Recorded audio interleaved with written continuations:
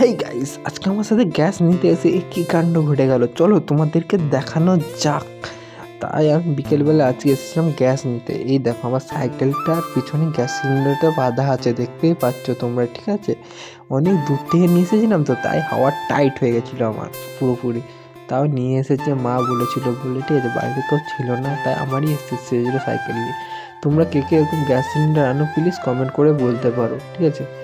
আর এখনও এসে দেখে তো কেউই আসেনি। তারপর কিছুক্ষণ পর দেখি একটা ডেলিভারি বয় যাচ্ছে, আর আমাদের কীভাবে তাকাচ্ছে দেখো। তোমাদের কে কে একদম তাকায় ভিডিও করলে কমেন্ট করে বলতে পারো, ঠিক আছে। তারপর আমি ভাবলাম এখনও তো গ্যাসওয়ালা কাকুটা আসেনি গাড়ি নিয়ে, তাই ভাবলাম একটু ঘুরে বেড়াই। ঘুরতে ঘুরতে আমার ভাবলাম একটু টোটোটা সামনে আছে, এর থেকে বসি, ঠিক আছে। তোমরা কে কে টোটোয় বসতে ভালো লাগে কমেন্ট করে বলতে পারো, ঠিক আছে। তারপরে এদিকে আমার সাইকেলটা রাখা ছিল, আর আমি যাচ্ছিলাম টোটোয় বসতে। এই দেখো আমি বসে বসে দেখি আমার সামনে পায়রাগুলো খাবার খাচ্ছে, দেখো কতগুলো পায়রা এখানে, ঠিক আছে। তোমাদের ওইদিকে কি পায়রা দেখা যায় প্লিজ কমেন্ট করে বলো। উল্টো পাল্টা কোশ্চেন না, ভালোই বলছি, কমেন্ট করে বলতে পারো, ঠিক আছে। এই দেখো পায়রাগুলো।